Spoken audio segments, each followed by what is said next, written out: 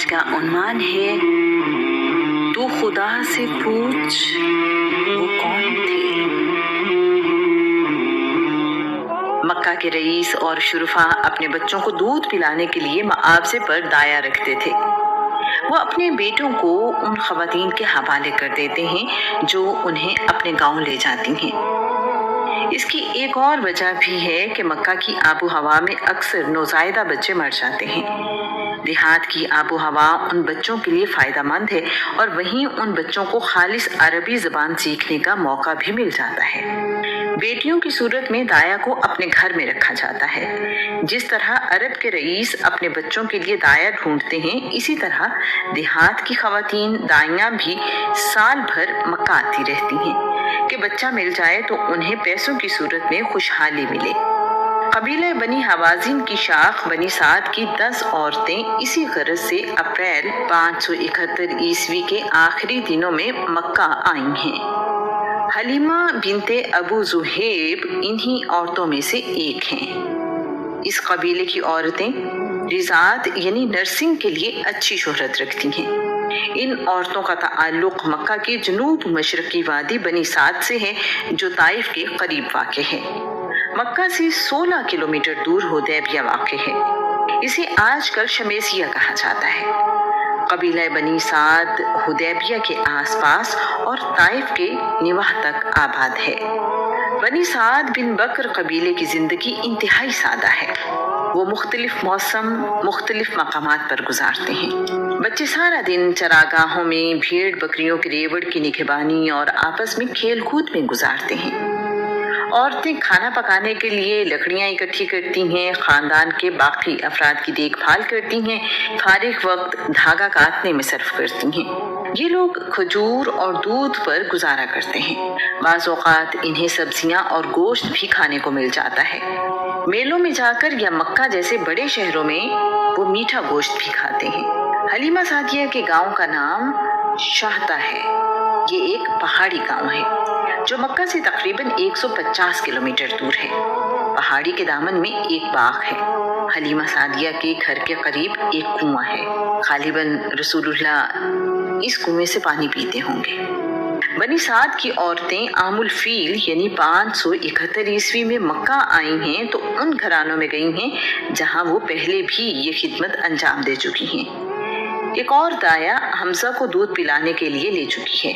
حلیمہ سعدیہ بنی عبد المطلب کے گھرانے میں آئیں تو پتہ چلا کہ عبد المطلب کے گھر پوتا ہوا ہے۔ حلیمہ کے علم میں آیا ہے کہ اس بچے کے والد عبداللہ وفات پا چکے ہیں، تو سوچنے لگی یتیم کو لے کر جاؤں گی تو شاید دنیاوی اعتبار سے اچھی خدمت نہ ملے۔ حلیمہ بی بی آمینہ کے بیٹے کو اپنے ساتھ نہیں لے جانا چاہتی۔ ماں غریب ہے اور باپ دنیا سے رخصت ہو چکا ہے۔ ایسی خدمت نہیں ملے گی جیسی باپ اپنے بیٹے کی خوشی میں کرتا ہے۔ حلیمہ تو پہلے ہی خشک سالی کے شکار گاؤں سے آئی ہیں۔ ان کا خچر سب سے کمزور ہے، ساری عورتوں سے پیچھے رہ جاتی ہیں۔ باقی لوگ سارا راستہ اس وجہ سے تنگی محسوس کرتے رہے، لیکن اسی گاؤں سے ہونے کی وجہ سے ساتھ لائے ہیں۔ حلیمہ سعدیہ کی گود میں بیٹا عبداللہ ہے جو دودھ نہ ملنے کی وجہ سے ساری رات روتا رہتا ہے۔ دونوں میاں بیوی اس وجہ سے ساری رات سو نہیں پاتے۔ حلیمہ سعدیہ کا دودھ اس کے بیٹے کے لیے کافی نہیں ہوتا۔ ان کی اونٹنی اتنا دودھ نہیں دیتی کہ گھر کے افراد اپنی بھوک مٹا سکے۔ خشک سالی اپنے عروج پر ہے۔ حلیمہ کہتی ہیں شاید خدا کی زمین پر ہمارے علاقے سے زیادہ خشک سالی کہیں نہیں ہے۔ کمزور خچر، لاغر اونٹنی اور کم دودھ۔ حلیمہ کے لیے تو کوئی معاملہ بھی آسان نہیں ہے۔ آسودگی بس ایک خواہش ہی ہے۔ حلیمہ سعدیہ اور گھروں میں گئی کہ بچہ لے سکے، لیکن ان کی صحت اور حالت دیکھ کر کوئی ماں اپنا بچہ انہیں دینے کے لیے تیار نہیں ہے۔ حلیمہ کو کیا پتا اس کی کمزور حالت ہی اس کی خوش نصیبی ہے۔ حلیمہ مایوسی کے عالم میں پریشان ہے۔ اپنے شوہر سے کہتی ہیں خدا کی قسم میں خالی ہاتھ گاؤں واپس نہیں جاؤں گی۔ حلیمہ کے شوہر نے مشورہ دیا ہے کہ پھر ہم عبداللہ بن عبد المطلب کے بیٹے کو ہی لے آتے ہیں۔ حلیمہ سعدیہ اور ان کا شوہر حارث بن عبد العزیٰ بی بی آمینہ کی خدمت میں حاضر ہوئے ہیں۔ ان کی ملاقات بچے کے دادا سے ہوئی ہے۔ عبد المطلب نے دایا سے پوچھا ہے، تمہارا نام کیا ہے؟ جواب ملا، حلیمہ سعدیہ۔ واہ واہ، حلیمہ یعنی نرم بھی اور سعدیہ یعنی خوش قسمت بھی، یہ دونوں خوبیاں ایک جگہ، کمال ہے۔ بی بی آمینہ اپنے بیٹے کو حلیمہ کے پاس لائی ہیں۔ پیارا بیٹا اس وقت سبز رنگ کی چادر میں لپٹا ہوا سو رہا ہے۔ حلیمہ سعدیہ کا بیان ہے، میں نے بچہ گود میں لیا اور منہ سے چادر ہٹائی تو میں بچے کی خوبصورتی پر فدا ہو گئی۔ اتنا پیارا بچہ میں نے پہلے کبھی نہیں دیکھا تھا۔ میرا جی چاہتا تھا میں اسے دیکھتی ہی جاؤں۔ میں نے اس بچے کے ماتھے پر بوسہ دیا۔ سمجھا نہیں ہنوز میرا عشق بے ثبات، تو کائنات حسن ہے یا حسن کائنات۔ حلیمہ سعدیہ کا بیان ہے، مجھے آپ سے عشق ہو گیا ہے، میں سمجھ نہیں پا رہا کہ آپ حسن کی کائنات ہیں یا کائنات کا حسن، یہ فیصلہ کرنا مشکل ہے۔ اس وقت رسول اللہ کی عمر 8 دن ہے۔ بی بی آمینہ نے رسول اللہ کو حلیمہ کے حوالے کرتے ہوئے کہا ہے کہ میں اپنے بچے کو اللہ ذوالجلال کی پناہ میں دیتی ہوں، اس شر سے جو پہاڑوں پر واقع ہو، یہاں تک کہ میں اسے اونٹ پر سوار دیکھوں، میں دیکھ لوں کہ یہ غلاموں اور غریبوں کے ساتھ احسان کرنے والا ہو۔ بچہ لینے کے بعد حلیمہ سعدیہ کی 3 راتیں مکہ میں خیمے میں گزری ہیں، کیونکہ سارے قافلے کے ساتھ ہی واپس گاؤں جانا ہے۔ حلیمہ سعدیہ بتاتی ہیں کہ میں نے قریشی بچے کو دودھ پلایا تو اپنے اندر غیر معمولی تبدیلی دیکھی۔ بھوک اور کمزوری کی وجہ سے میرے بیٹے کے لیے ہی دودھ کافی نہیں ہوتا تھا۔ اب دونوں بچوں نے اپنی بھوک کے مطابق دودھ پیا۔ میرے لیے یہ ایک خوشگوار حیرت تھی۔ حارث اونٹنی کا دودھ دوہنے گئے تو اونٹنی نے بھی خوب دودھ دیا ہے۔ وہی اونٹنی جس کا دودھ خشک تھا ایک لمحے میں بدل گئی۔ میں اور حارث نے دودھ پیا، اپنی بھوک اور پیاس بجھائی۔ اب ہمیں اندازہ ہونا شروع ہو گیا ہے کہ ہم ایک غیر معمولی بچے کو لے کر آئے ہیں۔ حارث نے کہا، حلیمہ خدا کی قسم ہم بہت ہی بابرکت بچہ لائے ہیں۔ حلیمہ سعدیہ کہتی ہیں، واپسی کا سفر بالکل ہی مختلف تھا۔ میرا کمزور خچر جو مکہ جاتے ہوئے سب سے پیچھے تھا، اب کوئی اور سواری اس کے برابر نہ تھی۔ سب حیران تھے کہ یہ ماجرا کیا ہے۔ سب لوگ پوچھتے تھے، حلیمہ کیا تم نے نیا خچر خریدا ہے؟ مکہ جاتے ہوئے تو اس کے لیے چلنا بھی مشکل تھا۔ رسول اللہ کے آنے سے حلیمہ کے گھر میں جیسے بہار آ گئی ہے۔ حلیمہ سعدیہ کے 3 بچے ہیں، ایک بیٹا عبداللہ اور 2 بیٹیاں انیسہ اور حذافہ۔ حذافہ کا لقب شیمہ ہے، وہ شیمہ کے نام سے ہی مشہور ہوئیں۔ عمر میں رسول اللہ سے 6 سال بڑی ہیں۔ یہ رسول اللہ کے رضائی بہن بھائی ہیں۔ ابو سفیان بن حارث بن عبد المطلب نے بھی حلیمہ سعدیہ کا دودھ پیا تھا۔ ابو سفیان بن حارث رسول اللہ کے چچا کا بیٹا ہونے کے علاوہ حلیمہ سعدیہ کی نسبت سے رضائی بھائی بھی ہے۔ ولادت کے بعد سب سے پہلے رسول اللہ کی والدہ بی بی آمینہ نے آپ کو دودھ پلایا، پھر یہ شرف سویبہ کو حاصل ہوا۔ اس وقت سویبہ کی گود میں بیٹا ہے جس کا نام مسروح ہے۔ سویبہ نے حمزہ کو بھی دودھ پلایا ہے۔ اس کے علاوہ جن خواتین کو یہ شرف حاصل ہوا ان کے نام برکہ بنت ثعلبہ یعنی ام ایمن اور حلیمہ سعدیہ ہیں۔ حلیمہ سعدیہ کو رسول اللہ کو دودھ پلانے کی سعادت سب سے لمبے عرصے کے لیے ملی، تقریباً 2 سال ہے۔ اسی لیے عموماً حلیمہ سعدیہ کا نام ہی رسول اللہ کی رضائی ماں کے طور پر لیا جاتا ہے۔ یہاں عرب کی تہذیب سمجھنے کے لیے بتانا ضروری ہے کہ رسول اللہ کی ولادت کے وقت برکہ یعنی ام ایمن کی عمر 10 سال ہے اور وہ رسول اللہ کو دودھ پلانے کا شرف حاصل کرتی ہیں۔ اس سے یہ بات واضح ہوتی ہے کہ عرب میں آج کے مقابلے میں بہت چھوٹی عمر میں شادی کا رواج تھا۔ छोटी उम्र में शादी अरब में अजीब नहीं समझी जाती थी। हाफिज अबू बकर इब्ने अरबी के मुताबिक रसूलुल्लाह को जिस औरत ने भी दूध पिलाया वो ईमान की दौलत से सरफराज हुई। ये बात काबिल फहम भी है कि कायनात के रसूल के जिस्म जा में हिदायत याफ्ता लोगों का दूध ही जाना था। कुदरत ने बड़ी एहतियात से ये एहतमाम रखा। हलीमा सादिया का बयान है, मोहम्मद की बरकत से खुश्क साली में भी मेरी तमाम भेड़ बकरियां खूब दूध देती थी। सारे गांव के जानवर खुश्क साली का शिकार थे, जबकि मेरे जानवर रोज बरोज बेहतर होते जा रहे थे। तमाम लोग अपने चरवाहों को हिदायत करते थे कि उसी चरागाह में जाओ जहां हलीमा की बकरियां जाती हैं। भला वो कहाँ जानते थे कि फर्क चरागाह का नहीं, फर्क तो वो खुश नसीबी है जो मेरे हिस्से में आई। हलीमा सादिया गुजरे हुए दिनों को याद करते हुए कहती हैं, मैं मोहम्मद का बहुत ख्याल रखती थी, उन्हें कहीं दूर नहीं जाने देती थी। एक रोज मेरा ध्यान न रहा। शीमा अपने रिजाई भाई को तपती दोपहर में बकरियों के रेवड़ के पास ले गई।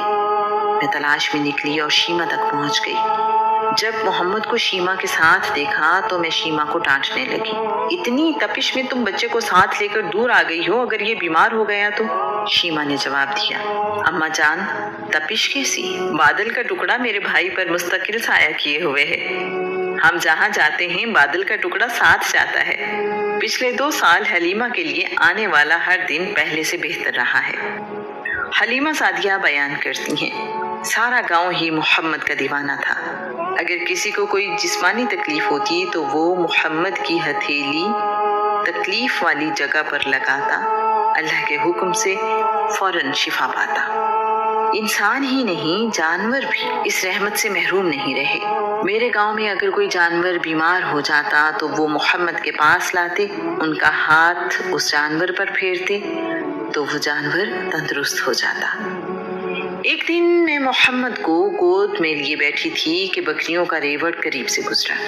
एक बकरी रेवड़ से अलहदा हुई, आगे बढ़ी, मोहम्मद के माथे पर बोसा दिया और वापस बकरियों में शामिल हो गई। अब सारे गांव को इल्म हो चुका कि कुरैशी बच्चा गैर मामूली है। मोहम्मद का चेहरा बहुत रोशन था, उनकी मौजूदगी रंगो नूर की बरसात थी। साल में 1-2 बार दाइयां बच्चों को उनके माँ बाप से मिलवाने मक्का ले जाती हैं। उनका मकसद वालिदैन का इत्मीनान और बदले में उनसे भेड़ बकरियां और दूसरे फायदे हासिल करना होता है। हलीमा सादिया जब भी रसूलुल्लाह को मक्का लेकर गईं, वो मक्का की आबो हवा में बीमार हो गए। रसूलुल्लाह का बचपन सादा है और दूसरे बच्चों जैसा है। रसूलुल्लाह अपने हम उम्र बच्चों से ज्यादा सेहतमंद हैं। शीमा एक यादगार वाकया बयान करते हुए कहती हैं, रसूलुल्लाह ने एक दिन खेलते हुए मेरे कंधे पर इस जोर से काटा कि उसका निशान मेरे कंधे पर सारी उम्र मौजूद रहा।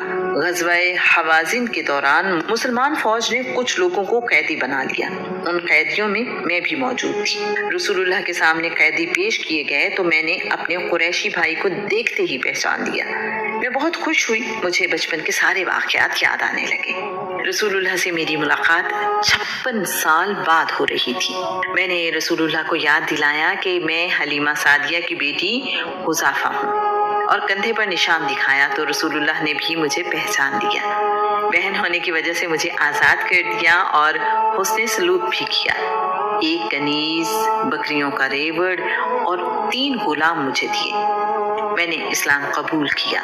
इसके अलावा रसूलुल्लाह ने मेरी निस्बत से बनी हवाज़िन के 6000 कैदी भी रिहा कर दिए। रिसात यानी नर्सिंग की मुद्दत अमूमन 2 साल होती है। हलीमा सादिया बयान करती हैं, मोहम्मद जितना अरसा मेरे पास रहे कभी बिस्तर गंदा ना किया, ना ही कभी आपके कपड़े खराब हुए। वक्ते मुकर्ररा पर जिस्मानी ज़रूरतें पूरी करते रहे। उनकी पाकीज़गी बहुत आला थी।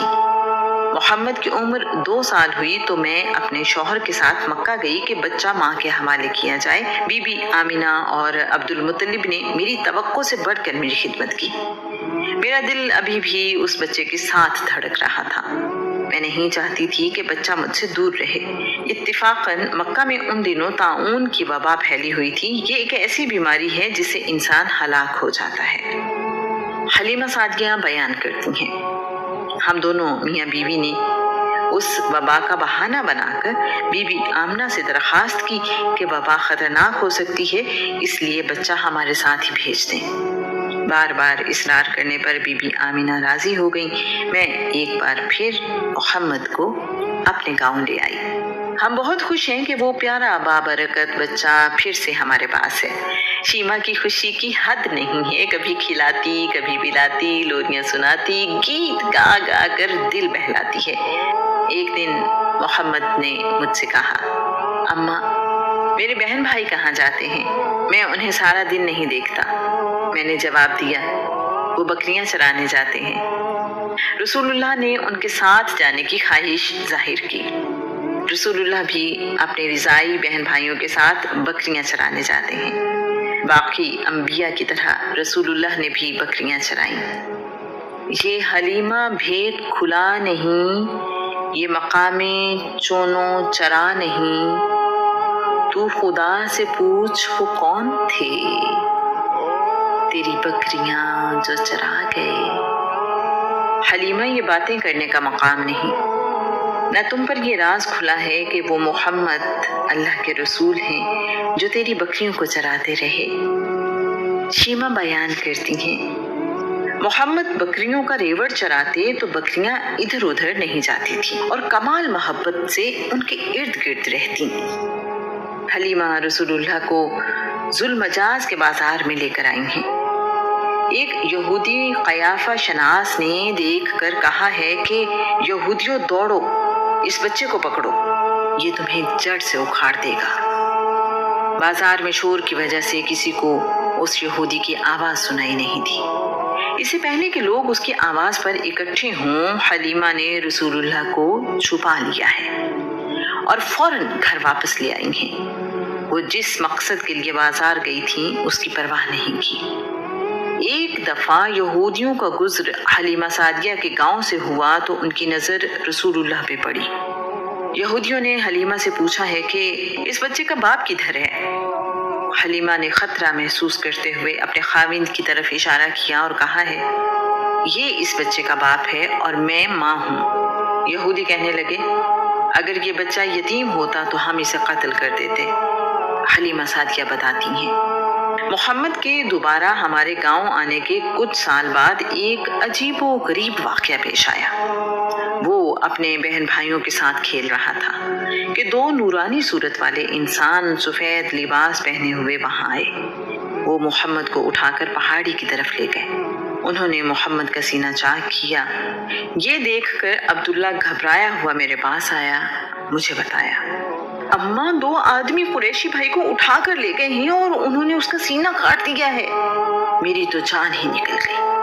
دوڑتی ہوئی محمد کے پاس پہنچی، دیکھا تو وہ ٹھیک ٹھاک کھڑا ہے اور اس کی نظریں آسمان کی طرف ہیں، گویا کہ نورانی صورت والے جدھر گئے ہیں محمد ادھر ہی دیکھ رہا ہے۔ میں اور حارث دونوں پریشان ہوئے۔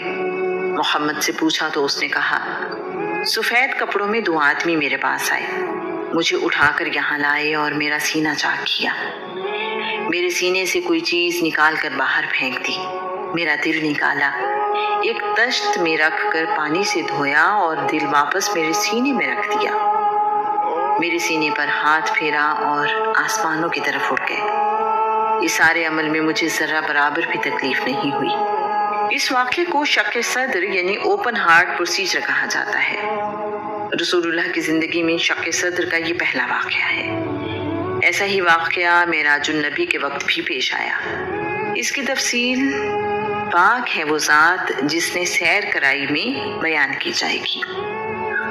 حلیمہ سعدیہ اس صورتحال کے بارے میں بتاتی ہیں، میں نے محمد کی قمیض کا دامن اٹھا کر دیکھا تو زخم کا کوئی نشان نہیں تھا۔ میری جان میں جان آئی۔ میں نے خدا کا شکر ادا کرتے ہوئے انہیں گلے لگایا اور ٹھنڈک حاصل کی۔ بار بار چومتی رہی اور چہرہ تکتی رہی۔ 100 بار خدا کا شکر ادا کرتی رہی۔ مجھے کچھ سوچ نہیں رہا تھا मैं और हारिस मोहम्मद को घर ले आए। हम परेशान थे और गहरी सोच में थे। मैंने हारिस से कहा, कहीं हमारे कुरैशी बेटे को कोई नुकसान न पहुंचे। बेहतर यही है कि हम इसे इसकी वालिदा के पास वापस छोड़ आए। मैं और हारिस मोहम्मद को लेकर मक्का गए। बीबी आमिना से मुलाकात की और उन्हें कहा कि हम आपका बेटा आपके पास वापस छोड़ना चाहते हैं। हलीमा सादिया ने शक सदर का वाक़या बयान किया और कहा कि हमें डर है इन्हें कोई नुकसान न पहुंचे। बीबी आमिना ने कहा, अगर तुम्हारा ख्याल है कि इस बच्चे पर कोई आसेब यानी जिन भूत का साया है तो ऐसा हरगिज मुमकिन नहीं है। शैतान मेरे बेटे के करीब भी नहीं आ सकता। ये तो बहुत ही रहमत और बरकत वाला बच्चा है। बीबी आमिना ने हलीमा सादिया को वो वाक़यात बताए जो बीबी आमिना ने हमल के दौरान देखे। रसूलुल्लाह की पैदाइश के वक्त होने वाले गैर मामूली वाक़यात का जिक्र भी किया। बीबी आमिना बताती हैं, जब मोहम्मद पैदा हुए तो मैंने देखा कि आसमान के सितारे बारिश की तरह मुझ पर बरसने वाले हैं और मोहम्मद को देखना चाहते हैं। जब मोहम्मद पैदा हुए तो किस्रा बादशाह के महल की 14 बुर्जियां गिर गईं। ईरान के सबसे बड़े आतिशकदे में 1000 साल से रोशन आग बुझ गई।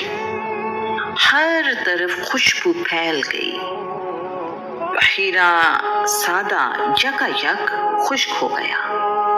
हलीमा सादिया रसूलुल्लाह को बीबी आमिना के हवाले करके वापस अपने गांव आ गई हैं। अब हलीमा के पास रसूलुल्लाह की खूबसूरत यादें हैं। रसूलुल्लाह अपनी वालिदा के साथ मक्का में रहने लगे हैं। शक सदर का वाक़या रसूलुल्लाह के दोबारा हलीमा सादिया के गांव आने के कुछ साल बाद का है।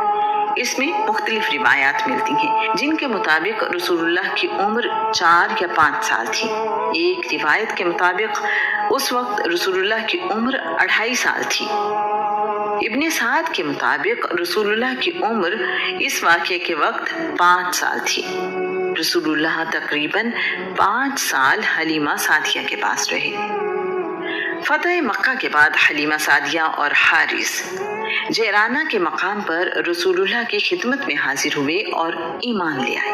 उनके जैराना आने पर रसूलुल्लाह ने अपनी चादर उनके लिए बिछाई, उनको उस चादर पर बिठाया और कहा, ये मेरी माँ हलीमा है, इन्होंने मुझे दूध पिलाया है।